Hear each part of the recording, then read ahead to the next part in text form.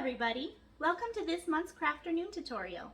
Our Crafternoon is sponsored by the Peggy Novotny Memorial Fund. And this month it's more of a tool than a straight craft. It's a flower press that you can use to press your own flowers. And then with the pressed flowers you can do whatever you want with them. So let's get started.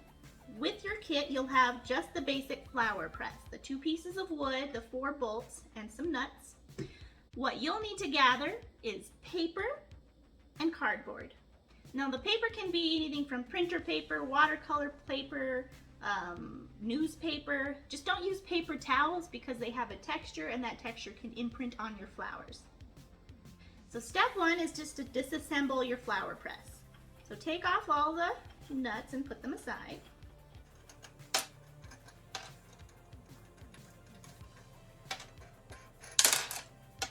So once you have those all off, take off the top piece of wood. Now at first, it's going to be pretty tight. These bolts aren't screwed in, but the holes are very tight against them. The holes will loosen up as you take this on and off a couple of times, but the first time you might need to jam a screwdriver in there and really work it off.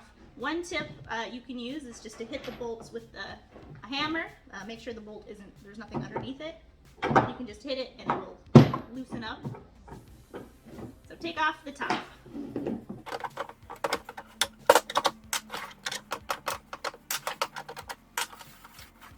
Okay, so now that it's all disassembled, what you can do is decorate the top of your flower press.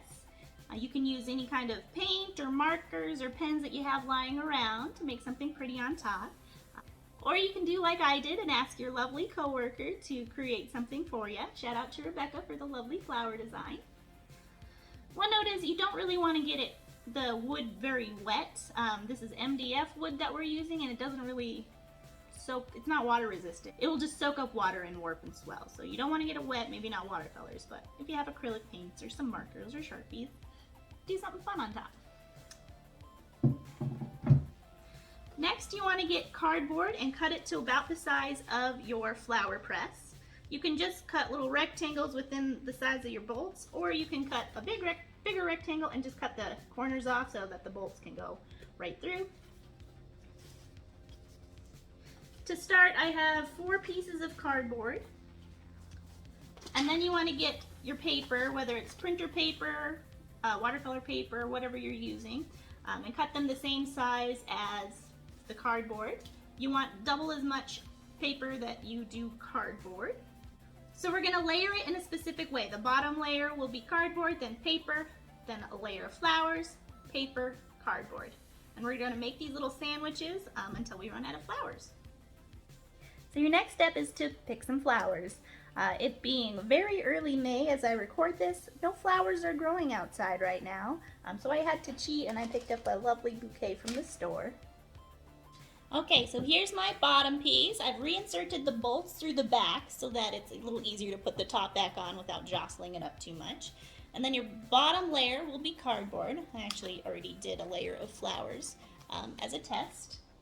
And then you want to put down a layer of paper to soak up the moisture from the flowers. Then you want to take a flower and place it face first down on your paper. You can also do some flowers sideways to get a side profile.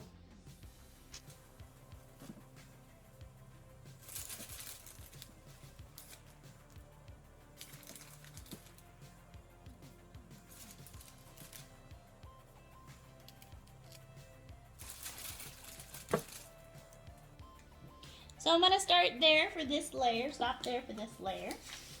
And I'm going to add a piece of paper on top and another layer of cardboard. Then again with the paper, and I'm going to add more flowers to this layer.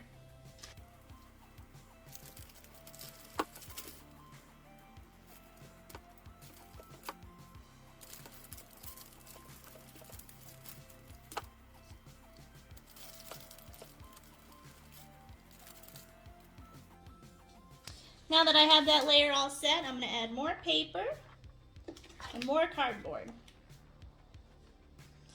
I'm going to kind of pre-squish it down. Then I want to put my top back on. And like I said, it might be hard to put back on the first time that you reassemble it because the holes are really tight, but they will loosen up over time.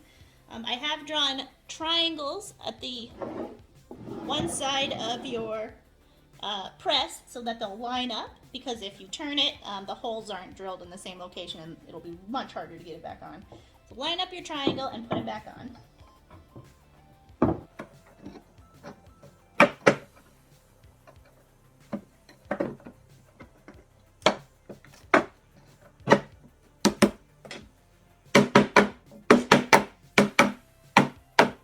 So once you have it on pretty well, you can then put on the wing nuts to tighten it down.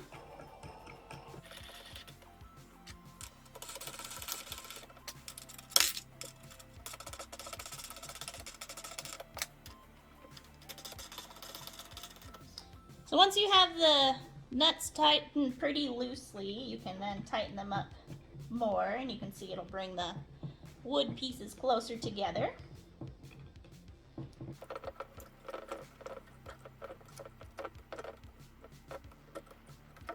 So you want to make it pretty nice and squished without making it way too tight. I think this could be a little tighter.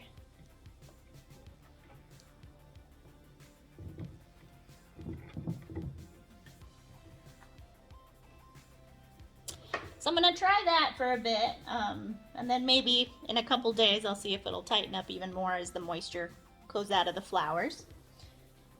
Now I've read that it takes anywhere between 2 weeks to a month for these to fully dry. The nice thing is about this press is if you do get more flowers, you can just take the top off, add more layers of cardboard paper and flowers, and just continue going until you run out of space. So there we have it, one flower press for you to play around with. I hope you go out and have a lovely day picking flowers and getting in touch with nature and seeing how they look like when they're all pressed and pretty.